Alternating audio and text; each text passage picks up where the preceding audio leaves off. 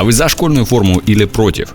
Те, кто рассматривают ношение школьной формы как что-то положительное, уверены, что школьная форма помогает быть дисциплинированнее. Во-первых, сама форма, как правило, шита так, что какие-либо широкие движения в ней сделать будет проблематично. А это значит, что дети будут меньше бегать и драться портфелями. Во-вторых, у нее строгие цвета: темно-синий, темно-зеленый, черный, серый. Считается, что такая расцветка оказывает определенное влияние на человека, делая его более сдержанным и спокойным. В-третьих, соблюдение школьного дресс-кода помогает детям и подросткам подготовиться к определенным требованиям к внешнему виду на работе, то есть в будущем. Также школьная форма – это экономия времени и средств. В шкафу у школьников всегда есть готовый вариант одежды на завтрашний день. Кстати, известный своим скромным гардеробом Стив Джобс, тот самый миллиардер и создатель Apple, не просто так одевался однообразно: в черную водолазку и синие джинсы. Он хотел даже внедрить похожий дресс-код в свою компанию. Случилось это после того, как Джобс вернулся из путешествия в Японию, где он наблюдал за работой сотрудников компании Sony, которые были одинаково одеты, что явно помогало им чувствовать себя единым целым и работать эффективнее. Как вы думаете, прижилась ли идея Стива Джобса в яблочной компании? Нет. Но Стив все равно решил заняться дресс-кодом для себя самого. И тогда он обратился к дизайнеру Issei Miyake, который изготовил для него сотни одинаковых водолазок, которые стали одной из визитных карточек американского предпринимателя. А еще одна из функций школьной формы – сделать так, чтобы дети воспринимали друг друга как личностей, а не представителей того или иного класса по уровню дохода. В школах, где не введена униформа, иногда бывают конфликты из-за зависти по отношению к ученикам, которые выделяют дорогой брендовой одеждой. И наоборот. Минусы. Их тоже в ношении школьной формы немало. Например, школьная форма предполагает ношение одинаковой одежды, что лишает детей индивидуальности, а также возможности мыслить креативно в отношении своего гардероба. К тому же такая форма не всегда удобна, особенно в разные времена года. Девочки жалуются, что в зимнее время холодно и неудобно ходить в юбках. Материал и качество школьной формы может быть разным. Слишком дешевая форма может часто рваться, а дорогую все равно необходимо периодически обновлять, ведь дети растут. Так что униформа в школе – это еще и головная боль для родителей. В конце концов, от формы не в восторге и сами дети. У нас крайне трудно встретить ребенка, который был бы рад носить форму. Поэтому школьная форма – это повод для постоянной борьбы как между ребенком и родителем, так и учителем. Есть и бунтующие подростки, которые могут отказываться от ношения формы, и тогда учитель должен отправить его домой переодеваться. А как же в других странах относятся к школьной форме? Давайте начнем с Англии. Ведь считается, что именно англичане стали первыми в том, что касается школьной формы. А рекламу и популяризацию школьной формы по всему миру сделал небезызвестный всем Гарри Поттер. Персонажи фильма о мальчике-волшебнике и его друзьях полюбились зрителям по всему миру. А старушку Англию сейчас сложно представить без сувенирных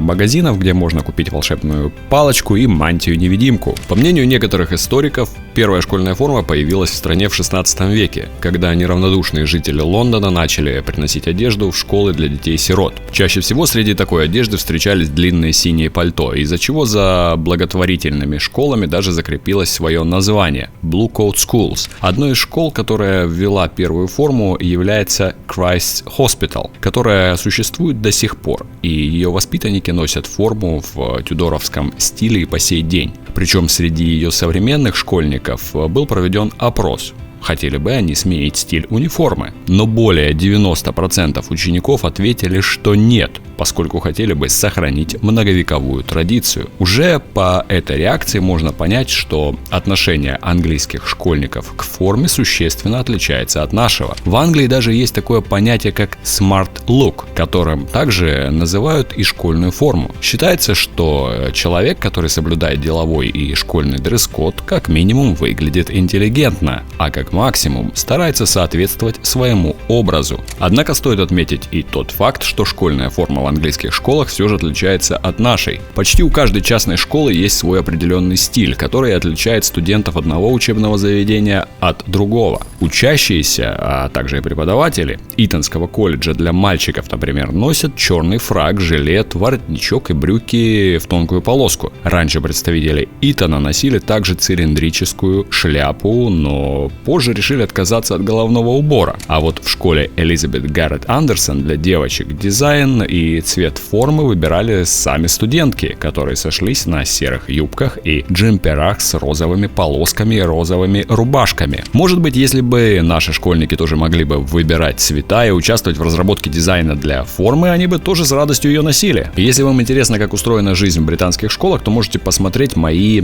обзоры из Великобритании. Ссылка на плейлист будет в описании. Еще странами помимо Великобритании, которые уделяют большое количество внимания школьной форме, являются Япония и Корея. Здесь девушки носят так называемое Sailor Fuku, матроску синего, зеленого и серого цветов в сочетании с плессированной юбкой. У многих, однако, юбка несколько короче, чем должна быть, и в реальной жизни такое тоже встречается. Но это не потому, что школьные юбки такими шьют изначально, просто еще в 90-е появилась мода на укороченные юбки, и с тех пор девушки их самостоятельно укорачивают. Юноши же в этих странах носят так называемые гаккураны, которые раньше представляли собой пиджаки с воротником, однако чуть позже их даже хотели запретить, так как такой вид одежды полюбился и местным преступным группировкам. Тем не менее, традиция носить гаккуран осталась. В Корее к школьной форме распространилось отношение как к чему-то молодежному и модному. Многие молодые эстрадные исполнители копируют свой внешний вид с современных школьников, таким образом становясь ближе к своим поклонникам. Кстати, начиная с 2000-х, корейские девушки не обязаны носить именно юбки, они могут носить и брюки. Такое нововведение было связано с тем, что не всегда представительницы слабого пола могут чувствовать себя уверенно и безопасно, постоянно нося одежду с открытыми ногами. К тому же юбки менее удобны в чрезвычайных ситуациях. Что касается Америки, то школьная форма здесь есть в частных школах, и выглядит она по классике. Обычно это пиджаки с символикой и брюки у мальчиков, а юбки у девочек. Кто-то может сказать, ну это же только в частных школах. Но, ребята, в Америке более 30 тысяч частных школ. В ряде американских школ тратят большое количество средств на разработку собственного стиля. Это делается для того, чтобы привлечь в учебное заведение большее количество учеников. И часто выбор на то или иное учебное заведение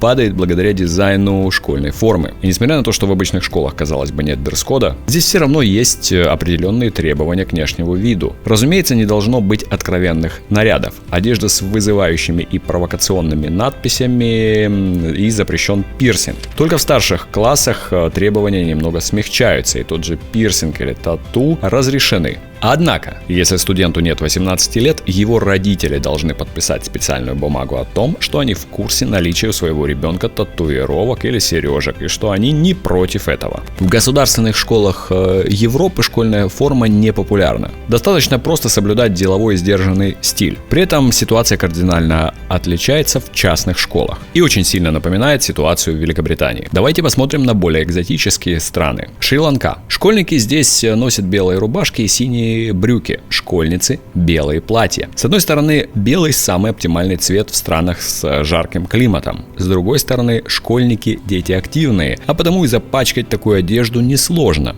Но оказывается, в этом есть свой смысл. Большая часть жителей страны – буддисты. А в буддизме белый цвет – символ чистоты, святости и спасения. Таким образом, когда одежда пачкается, это воспринимается как некий урок, который учит мудрости и терпению по отношению не только к людям, но и ко всему, что нас окружает. Иногда школьники дополняют свой образ синими или красными галстуками, что позволяет им стать более яркими и заметными. В большинстве стран школьная форма предполагает сдержанные, строгие и неброские оттенки, но не в Нигерии. Наоборот, здесь стремятся к ярким цветам. Чем ярче, тем лучше. Так как экономическая ситуация в стране не позволяет посещать школу всем желающим, то по яркому костюму можно также определить, что перед вами ребенок, который получает образование. Но такие цвета были выбраны не только для того, чтобы дети выделялись. В Нигерии уверены, что именно сочные оттенки помогают повысить мотивацию и успеваемость. Друзья, а каково ваше мнение касательно школьной формы? Делитесь в комментариях и не забывайте смотреть мои выпуски из зарубежных учебных заведений. Я не прощаюсь и увидимся в следующих выпусках.